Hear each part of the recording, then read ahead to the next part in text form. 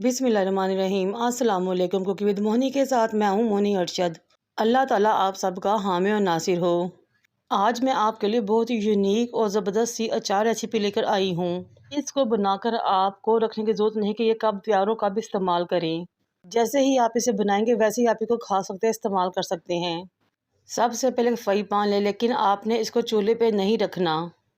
फिर इसमें 1 table spoon सौंफ, 1 टेबल स्पून साबुत धनिया, 1 टीस्पून मेथी दाना, 1 टीस्पून कलौंजी, यानी कि अचार के तमाम मसाले हमने इसमें शामिल करने हैं।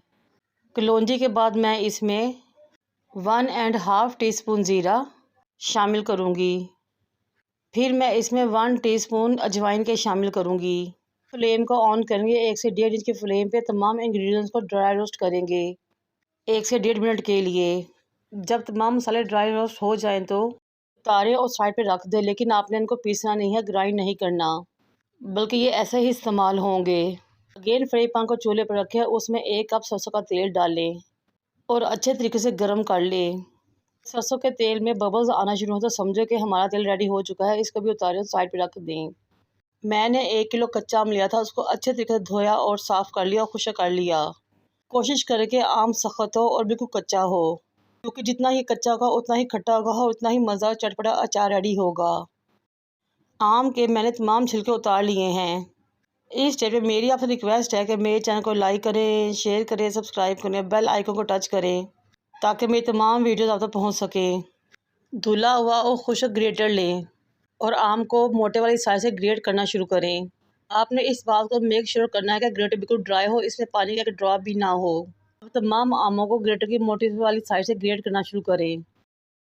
तमाम आम अच्छे तरीके से ग्रेट हो चुके हैं। ये पूरे 1 किलो आमों का ग्रेट किया हुआ गूदा है, ये देखें। अब मैं इसमें कुछ मसाले शामिल करूँगी।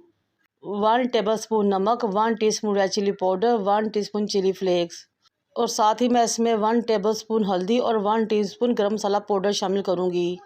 फिर वो तमाम मसाले जिनको मैंने ड्राई रोस्ट किया था इसमें शामिल कर देंगे और अच्छे तरीके से मिक्स कर देंगे। हमने तमाम मसालों को और आम को अच्छे तरीके से मिक्स करना है ताकि तमाम चीज़ें इक्वली वेल कंबाइन हो जाएं। ये बहुत ही चटपटी टेस्टी रेसिपी है। मेरे घर में तो हर साल इस तरह का अचार बहुत ज़्यादा रेडी होता है। जैसे ही मैं इसको बनाती हूँ 1-2 दिन में ही ख़त्म हो जाता है। अब वो जार जिसमें आपने अचार डाला है अच्छे तरीके से धो लें, 2 से 3 घंटे के लिए धूप में रख दें ताकि अच्छे तरीके से ड्राई हो जाए, जरासीम ख़त्म हो जाएँ। फिर तमाम अचार को इसमें शामिल कर दें।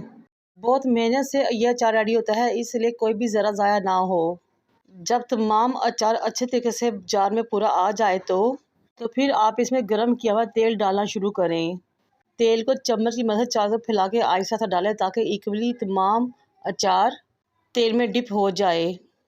मैंने जो 1 प्याली सरसों को ऑयल गरम किया था उसमें से सिर्फ आधा प्याले ही ऑयल का इस्तेमाल हुआ है। इस तरह के अचार में बहुत ही कम तेल का इस्तेमाल होता है। ये देखिए 1 किलो अचार डाला, वो भी सिर्फ आधा प्याली सरसों के तेल में। हमारा मज़ेदार टेस्टी सा अचार रेडी हो चुका है। आप डालें और साथ ही इसको इस्तेमाल करें। दाल चावल के साथ इंजॉय करें या पराठे के साथ इंजॉय करें, यकीन करें मज़ा ही आ जाएगा। अगर आप मेरी तमाम टिप्स और ट्रिक्स को फॉलो करते हुए अचार डालेंगे तो यकीन करें इस तरह की लाजवाब रेसिपी आपको कहीं नहीं मिलेगी और आप मुझे दुआएं देंगे। मैं आपको प्लेट में निकाल कर दिखाती हूँ। ना इसमें हाथ ख़राब होते हैं, ना ही इसको हाथ से तोड़ के खाने की ज़रूरत है। चम्मच से ही निकालें और चम्मच से ही खाएं। ग्रेट होने के बावजूद भी घुलता नहीं है ये।